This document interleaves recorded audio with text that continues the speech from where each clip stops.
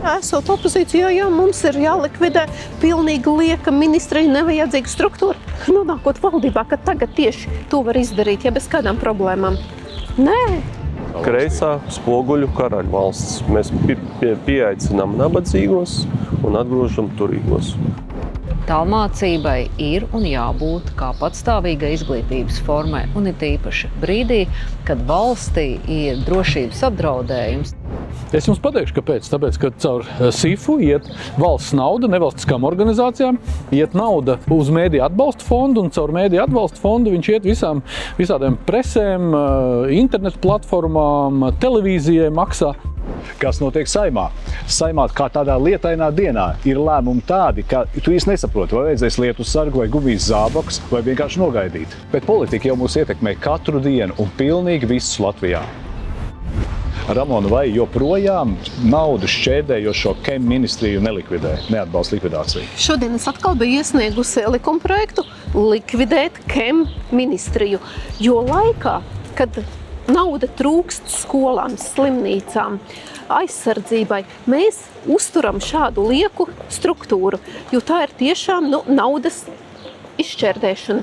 Un ja mēs nepieņemam lēmumu likvidēt šo ministriju ar 1. janvāri, tad vēlāk jau šo lēmumu vairs nevarēs pieņemt, jo, protams, ir tiesiskā paļāvība, un to nevarēs izdarīt 31. decembrī.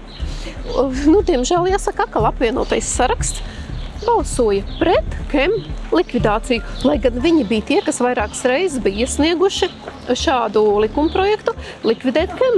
Un, protams, ka KEM ministrijas funkcijas dublējās gan ar ekonomikas ministriju, gan ar varam. Un vienīgais, ko KEM dara, principā viņi pārdala naudu dažādām biedrībām, nodibinājumiem un kam tur vēl. Bet vai tāpēc mums ir jāuztur vesela struktūra ministrija, kurai jau administratīvais resurs jau tur, 8 miljoni, cik tur patērē. Priekš kam tas ir vajadzīgs? Vai tāpēc, ka mums ir nepieciešams ministrijas, lai katrai partijai sanāk pa 4 ministriem, kas labi dalās uz 4? Vai kāpēc vēl? Šī koalīcijas partijām mēs jau te redzam, ko nozīmē, ka nauda burtiski tiek sadedzināta, izšķērdēta, kamēr trūkst medicīnai, sociālām lietām, visām.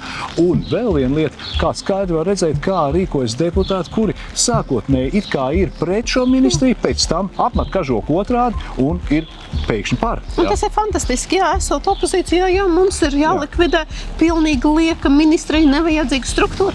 Nonākot valdībā, ka tagad tieši to var izdarīt, ja bez kādām problēmām. Nē.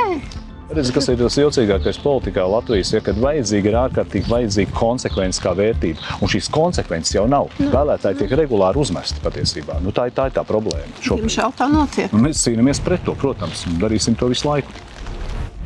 Kristap, Latvijā ir ļoti liela problēma imigrācijas jautājumā, un šodien tiek skatīts imigrācijas likums. Kas ir būtiskākais? Ļoti daudz priekšlikumu ir. Kopā ir 150 priekšlikumu, daudz tur ir svarīgi, daudz ir mazāk svarīgi, bet tas pats būtiskākais ir par uzturēšanās atļaujām. Proti, tas, kas faktiski notiek, un ja tāds balsojums būs, mēs vēl nezinām, bet ja tāds balsojums notiks, tad tas faktiski ir kaitējums Latvijas tautsaimniecībai. Proti, visas pasaules valstis cīnās par kapitālu, par bagātiem cilvēkiem. Viņi grib, lai cilvēki te brauc, iegulda. Mēs darām tieši pretējo. Mēs atbalstam visus šos cilvēkus, kas ir ar zaļajām un zilajām somām, faktiski, kuri šeit ir bez naudas, un tie cilvēki, kur tie gatavi ieguldīt, tos mēs atgrūšam. Un tas nav pareizi. Tas ir pret jebkādām valsts interesēm. Un es šodien no tribīnas, ja līdz tam aiziesim, es obligāti par to runāšu. Jo pamat koncepcija ir absolūti nepareiza. Kāpēc mēs iepuldinām šeit tos, tiešām šaubīgus elementus, reāli šaubīgus. Mēs redzam, kas notiek Eiropā citur. Tā vietā, lai tiešām adekvāts, normāls, turīgs cilvēks, kas varētu iepuldināt naudu mūsu ekonomikā, mūsu ģimeņu nākotnē, mūsu valsts finansēs, mēs vienkārši atgrūžam. Jo šeit jau nav runa tikai par viņu kapitālu. Šeit jau ir runa par amatniekiem, par dizaineriem, par mēbeļniekiem, par projektētājiem. Tā ir vesela virkne ar nozarēm, kuras tiks ietekmētas, ja šādi cilvēki nebrauks. Tas nozīmē, ka mums vienkārši būtu darba vietas pasūtījumi, pasūtījumi un tā. Cilvēki bieži vien arī daudzi brīnās, vai ne, kāpēc mēs redzam ielās tik daudz jau tagad imigrants, kas patiesībā ir ar šīm kastēm un kas patiesībā bez naudas, un kā mēs zinām arī, un lasam nodokļus pat nemaksā valstī. Kreisā spoguļu karaļvalsts. Mēs pieaicinām nabadzīgos un atgrūžam turīgos. Jā, un pret to ir jācīnās, tiešām jācīnās no visas spēka. Ilze, kas mums ir tagad ar tālmācību un ar izglītību ģimenēs un vispār kā tā situācija atrisinās vai risinās? Jā. Tika iesniegts priekšlikums, lai tālmācība un izglītība ģimenē atgrieztos atkal skolā. Šis jautājums tika nodots Izglītības un zinātnes komisijai. Ir saņemtas atbildes no izglītības ministrijas, ka viņi vēl ir tikai darba procesā, kā tad viņi organizēs tālmācību, ko paši bija pieņēmuši un arī izglītību ģimenē. Es varu teikt, ka visi bija domājuši, šis jautājums būs aizmirsts, bet ar vienu balsojumu tālmācība un izglītība ģimenē ir atgriezusies Saeimā, jo tikai vecāki un vecāki var lemt, kāda izglītības forma ir visatbilstošākajā viņa bērnam. Ne tantiņas no pašvaldības, nekāda komisija nevar pateikt, kāpēc ģimene, kāpēc bērni izvēlās tālmācību. Un nevajag pārmest nepatiesību, kā tieši tālmācība ir tā izglītības forma, kur bērni kļūst nesekmīgi, nespēja socializēties, komunicēties, un vispārībā tā ir tāda tumsoņu padarīšana.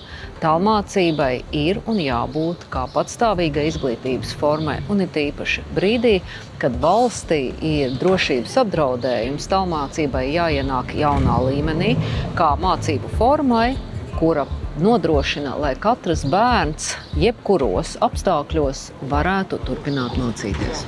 Jo galvenais ir bērnu intereses, vecāku intereses, ģimeņa intereses un tiešām kvalitatīvas izglītības intereses. Tas ir svarīgi. Jā, vienīgais, kurā var iejaukties izglītības ministrija, lai ikvienā skolā būtu vienlīdz kvalitatīva izglītība, bet tieši ar šo uzdevumu viņi netiek galā. Un izvēles brīvība ir jānodrošina vienmēr patiesībā, un tālmācība ir izvēles brīvības pamats patiesībā. Tieši tā. Edmund, kas šajā lietainajā dienā notiek Saeimā? Kāds ir deputātu konsekvences, kāda lēmuma šobrīd būtiskākie? Tu zini, konsekvences, Māri, laikam tikai un vienīgi ir tādi konsekventi ir Latvija pirmajā vietā. Ja pārējie tur mētājās un lēkā un nevar saprast, ko atbalstīt un ko neatbalstīt. Tiklīdz kā tiek pozīcijā, tiek pie krēsliem, tā uzreiz to, ko viņi teikuši kā opozīcijas partija Saeimā, tā tas vairs netiek ņemts vērā un tādā garā. Ja, man liekas, ka tā ir diezgan liela liekulība no šī brīža partijām, kuras ir pie varas. Un it sevišķi tās, kuras nonāca no opozīcijas pie varas. Ja? Jo būtisks jautājums mums šobrīd bija par SIF likvidāciju. Ja? Tātad šī sabiedrības integrācijas fonda, kas faktiski ir dubulta tāda un lieka pilnīga struktūra, kas tikai patērē nodokļu maksātāju naudu, jo it kā viņi redz integrē sabiedrībā tur sveštautiešus, tad pārdala naudu un uztur daudz bērnu ģimeņu status un mazdrošinātājiem tās pakas pārtikas izsniedz, bet ar to visu jau nodarbojās 3 ministrijas.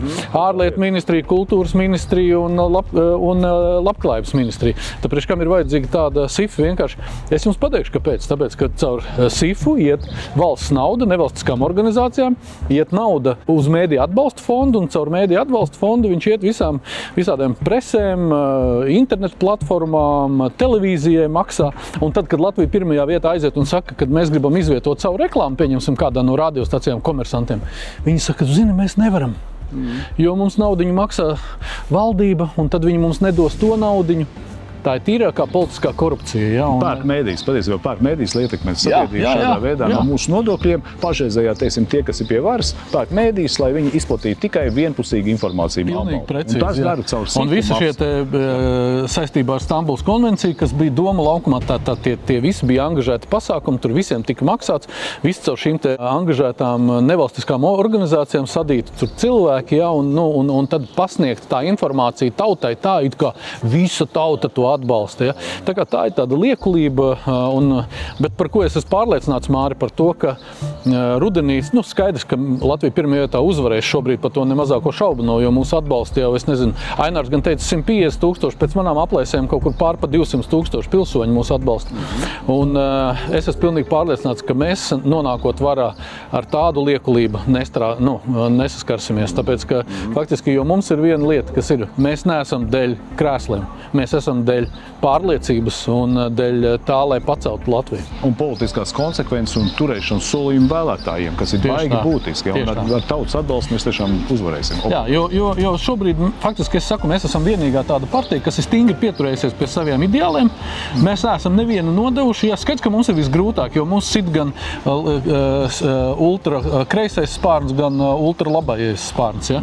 Bet tāda ir mūsu tā sūtība apvienot to tautu zem viena karoga, lai mēs varētu kopā pacelt Latviju. Jā, ekonomiska izaugsme, nevis sašķelšana. Un tas ir baigi būtiski. Paldies tev! Labs!